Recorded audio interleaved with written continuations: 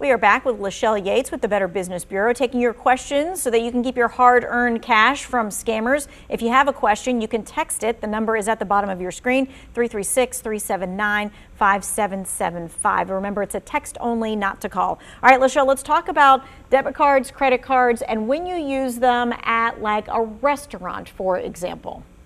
You know, that's a great question. We always use our credit card, one, because it's so much safer. And, you know, I hate to say never use your credit card because that's kind of condemning every server out there. And we're really talking, you know, like 1% of the time people have a problem.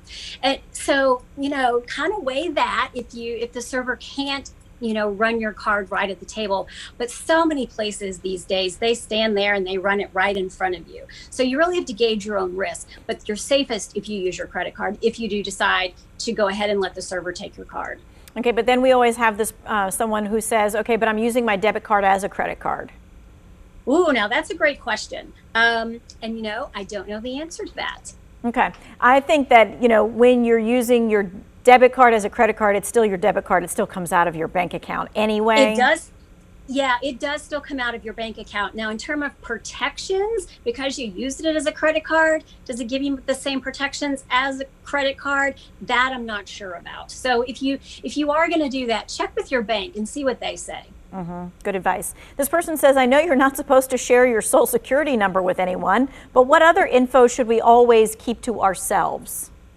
Ooh, that's a good one. So definitely your social security number. That's really kind of the key to your identity. I mean, online these days, people can find your address, your phone number, where you went to school.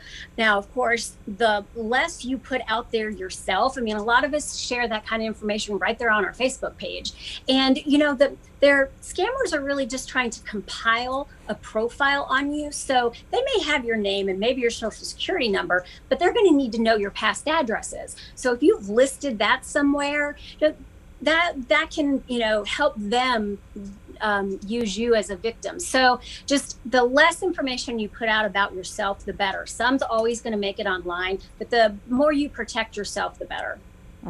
This person says, how is it that people are able to get away with spoofing phone numbers and trying to rip people off using my number? Yeah. Well, that's technology for you. And the scammers have figured out how to use technology to make it appear that you are calling people. You know, I think the government is looking at a lot of good legislation around this issue. So I'm hopeful that, you know, maybe in the coming year that there'll be some stiffer penalties and some easy ways for us to alert officials when we do get a phone number that's spoofed, whether it's our own phone number or, you know, we get a call from a business, supposedly from a business, a scammer, you know, spoofing a business name in order to get us to pick up. Yeah, we're going to be interviewing the North Carolina Attorney General on Thursday, so I know he'll have an update on the legislation that he's working on as well. So let's talk about these government grant scams. So often we get a message from someone on Facebook that says, hey, I just got a government grant and you can get one too. But there's always some kind of something with it. There's always going to be the request for you to pay a fee in order to get the government grant or these government funds. And, you know, first of all, that's the tip off that it's a scam. But also think to yourself, did you apply for a government grant? You're going to remember that you applied for a government grant. So unless you did, which most of us as individuals cannot do, it is always a scam. But the big tip off, the big red flag is if you are asked to pay money up front in order to get your money, whether it's a government grant, a sweepstakes, a lottery, that is always a scam. Yeah, and let's say that one more time, because I know with the Publishers Clearinghouse scams have been going around. Yes, people really do win Publishers Clearinghouse, but there's always that thing when they say, we need you to pay for your prize. Yeah, the Publishers Clearinghouse never asks you to pay. They only give you money. They're never going to ask you for money in order to get some. All right, all of us ordered things for Christmas. Not all of the things came in on time, so we're waiting and that kind of thing, which is now making it so that the delivery scams are becoming more and more prevalent. So can we talk a little bit about like what we should be watching out for? Sure. I mean, you could get a text message, you could get an email, you could get something on your door, and it's going to claim that there is either a problem with your delivery, they couldn't deliver it, so you need to reach out, or there's any variation along those lines, something to prompt you to call the company. And, the legitimate companies, they won't do that. The other thing to remember is if you think that this is a legitimate email, like you are waiting for something, look at the URL and the email address that they're sending you to and that the email came from.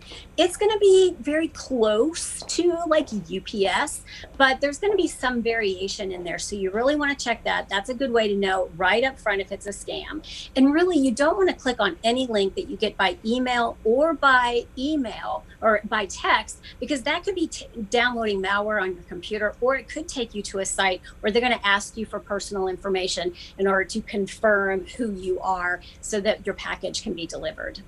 We have just about 30 seconds. I know we've got a couple of texts that people say, how do I make a complaint to the BBB? Oh, that's super easy. You can go to bbb.org. Right on our homepage, it says file a complaint, but you can also call our office. We are happy to help you. We can send you a paper form, and that number is 336-852-4240. All right, great. I so appreciate your time and your expertise. Of course, if you missed any of Lachelle's recommendations or ideas about how to stay away from scams, it will be in the Who Wants to Know section of our website right after the show. In fact, a story about all of their recommendations is up already, and we'll add the video in just a moment.